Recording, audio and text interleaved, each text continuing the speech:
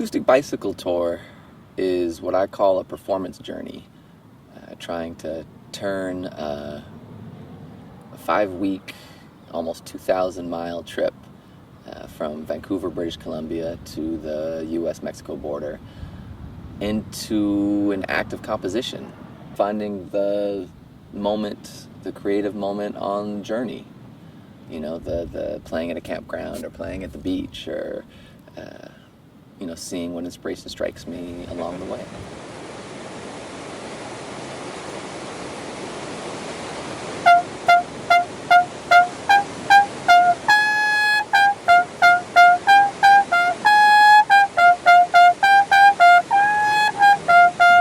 At the risk of banality, there's the clear analogies between traveling by bicycle and making this kind of music, and it's the non-destination based journey and the sort of, and the acoustic model and the surprise and the process. But then all of those things are just true of life, and in that sense, it breaks you back down to what are the reasons that we're here? Not just what are the reasons that, I want to be an artist, but what are the reasons that, I'm here as a human being. It grounds you in the present tense. It grounds you in the moment. So often we're pulled into the past or we're pulled into the future where we're either regretting what we've done or worrying about what we're about to do. And I think for me, one of the incredible lessons of improvised music is that it reminds you of just what it means to be human in the space right now.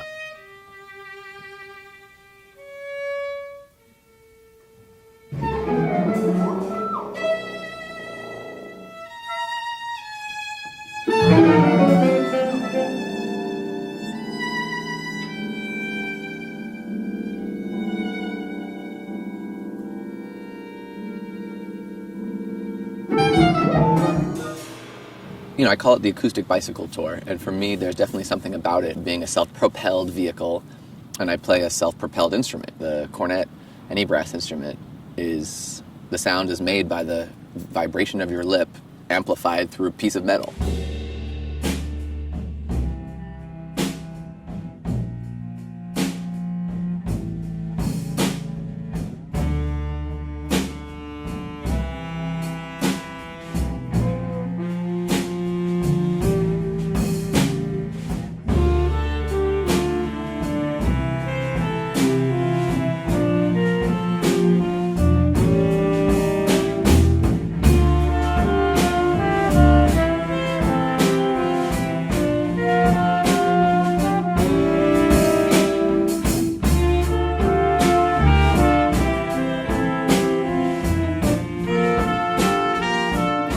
Yeah, I think as I was saying, I think I got past that breaking point, which is a good place to be. I think it's that idea. I mean, you feel that way in music too, where there's that gig that's just kicking your ass and kicking your ass and kicking your ass, and then all of a sudden, the clouds open up and you hit that point and it makes sense. I felt that way riding the other day. I think it was the one day that was the hardest ride in terms of both just length and elevation and, the intensity of the ride. And it was, I got over these triple peaks at the Crescent City Hills. It's about 1,200 feet of elevation, and it was right at the end of a 100-mile day, and I'm dying. And then I hit the downhill on the way down. It's this incredible 4 or 5 mile ride, the first kind of taste of the redwoods. I mean, I actually probably had the redwoods on the way up too, but I just couldn't see it because I was dying. And so making the way down. And then, I was telling you, you hit the beach and the beach is spread out and the sun is low on the horizon. And you have that feeling of total kind of elation, like absolute sort of that freeing joy that you just kind of get the same way you get, when you get to that spot in the music, where it's not the pain, all the pain and hardship that got you there, all just completely drops away and you're in that place that's really extraordinary and beautiful.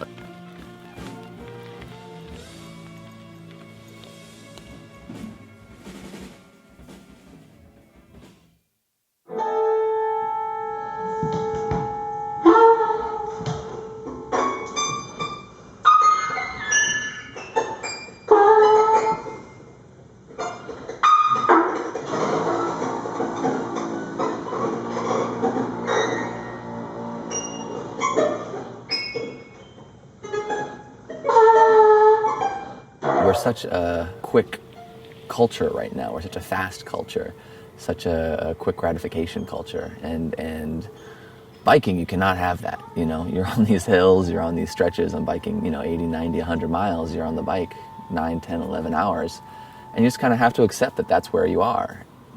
But just a reminder of the joy of taking one's time and letting a musical piece, letting a idea, letting a creative thought develop at its own pace, and not to rush it.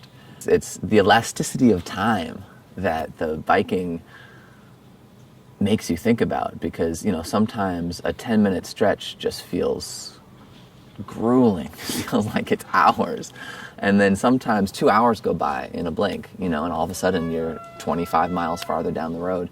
And the music is really like that, and reminding myself to let it be that way, to not force the issue, to push when you have to push and glide when you have to glide, has been something really affirming about this trip so far.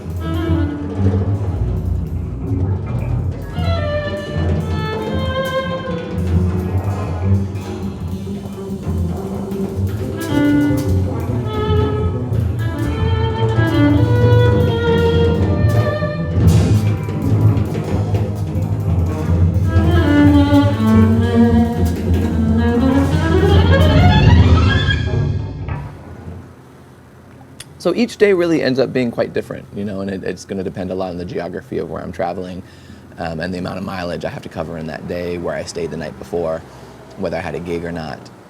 So something like, this morning, it was great. I was at the beach, so could just play at the beach, as the sun set, and have a get to bed early at the campground.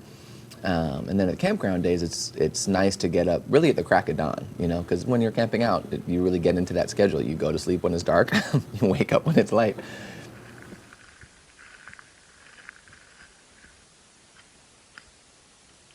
Being able to hit the road at the crack of dawn is really nice, because that first couple hours of the day, there's not much traffic, the light is just beautiful.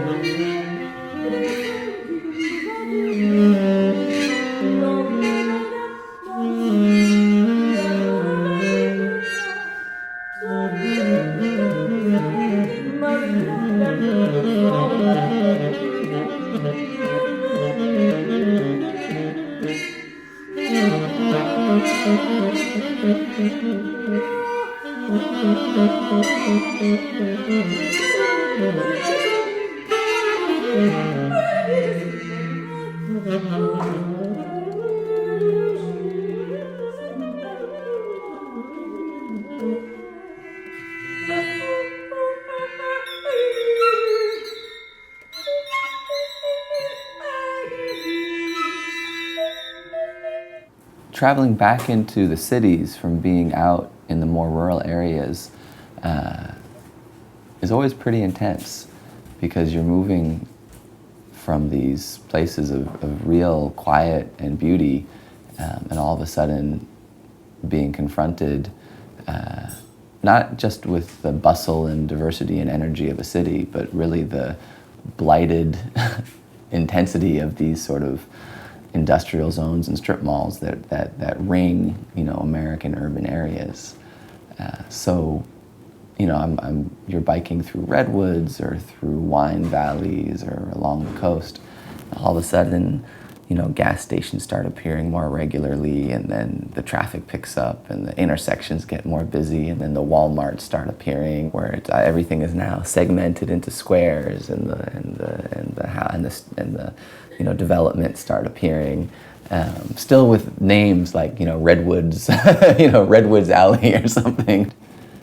And it's interesting. I feel like that psychological, the geographic sort of physical demographic transition mirrors the internal creative psychological transition. As I'm going from being, in this monastic solitude of writing and thinking and maybe playing on the beach by myself or something, all of a sudden to being in a place where I have to meet new musicians and rehearse music and then perform in front of an audience.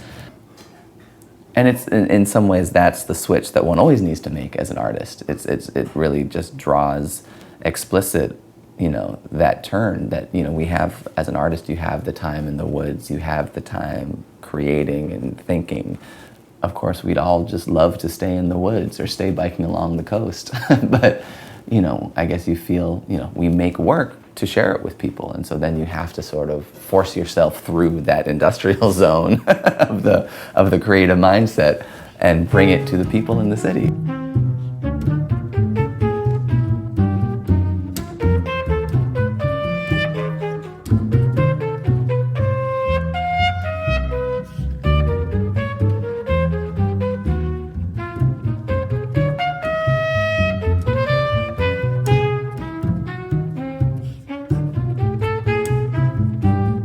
I'm playing places in the U.S. I've never played before. Not just like the little towns like Arcata.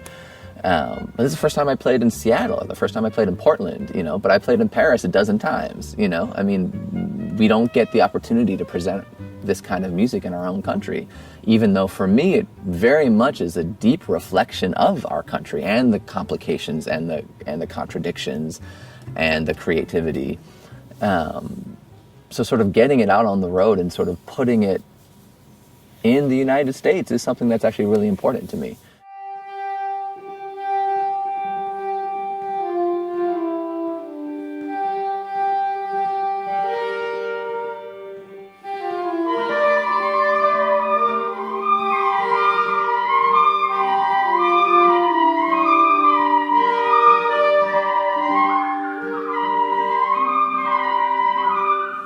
One of the reasons it sort of was nice to go from border to border, to go from Canada to Mexico, is both really getting the chance to perform in this country and see all the splendor that is this country, but point out that the country is actually kind of small. You're actually able to bike from one end to the other, I'll go through 3 countries in this. So, as a nation, we can both be proud of and try to celebrate and take better care of what we do beautifully, but also recognize that we're part of a continent and that we're part of a planet.